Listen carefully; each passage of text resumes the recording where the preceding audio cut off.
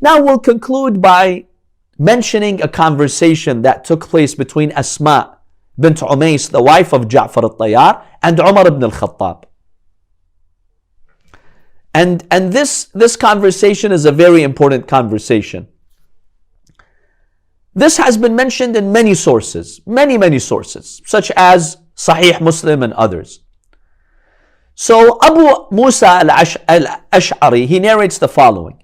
He says, Asma bint Umays, she came from Ethiopia with her, husband, Ja'far ibn Abi Talib.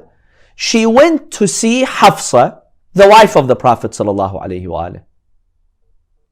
And remember, Asma, the wife of Ja'far, she was with him in Abyssinia. So while Asma was seeing Hafsa, Umar ibn al-Khattab comes, and Asma was there. So Umar asked, who is this lady? He was told that this is Asma bint Umays, the wife of Ja'far al-Tayyar. Umar here starts to brag and to flex his muscles. He says, Sabaqnakum bil hijrah. You think you've made an achievement by migrating to Abyssinia? We have migrated before you. We've beat you in that. And therefore, نحن أحق برسول الله. We have a greater right to Rasulullah. فغضبت. Asma became angry. She says, لا والله يا عمر. No. In the version of Sahih Muslim, hadith number 2503, she says, كذبت يا عمر. You're lying, O Umar. That's not the truth. She tells him, you were with the Prophet and he would feed your hungry ones. He would teach you. And we were far away from Rasulullah. All these years of migration, you think that was easy for us? Who was taking care of us? You had Rasulullah with his hands feeding you. No. And then she says, I swear by Allah, I'm not going to eat or drink anything until I will go to the Prophet sallallahu alaihi wasallam and I'll tell him what you said.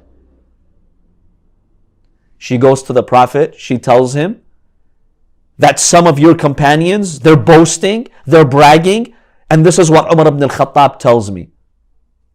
You know what the Prophet sallallahu alaihi wasallam says? He tells her, Asma, what did you tell him? She says, I answered him. Then the Prophet states, لَيْسَ بِأَحَقَّ بِي مِنْكُمْ. No, he doesn't have a greater right to me than you. لَهُ وَلَأَصْحَابِهِ هِجْرَةٌ وَاحِدَةٌ. Umar and his others, they migrated once. وَلَكُمْ أَنْتُمْ. But you, the people of Habasha, hijratan, you migrated twice. That's a double migration. You migrated to Habasha and now you migrated to me. That's a double migration. What do we conclude from this conversation between Asma and Umar? Number one, the reply of Asma to Umar indicates Umar was benefiting from Islam. She tells him the Prophet would feed you, he'd take care of you. Like, I doubt even your sincerity.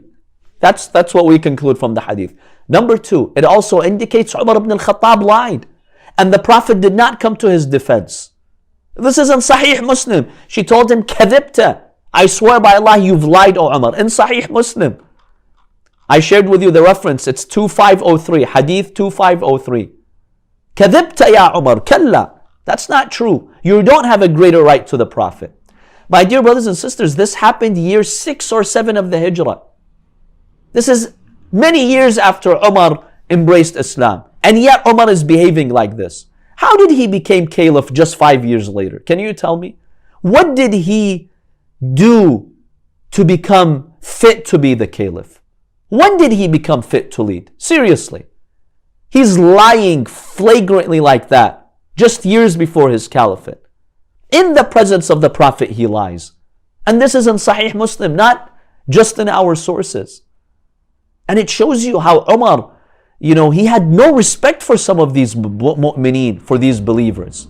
Why do you say that? A lady who's been living in exile for 15 years, she's now migrated. The Prophet says, I don't know for which I'm happier, Khaybar or Ja'far. And you come and say, no. You boast and brag. We have a greater right to the Prophet. We migrated before you. What's this? What kind of akhlaq is this? Honestly. This shows you that unfortunately, many Muslims have forgotten how these caliphs whom they respect so much, how they would treat, some of the mu'mineen, some of the believers.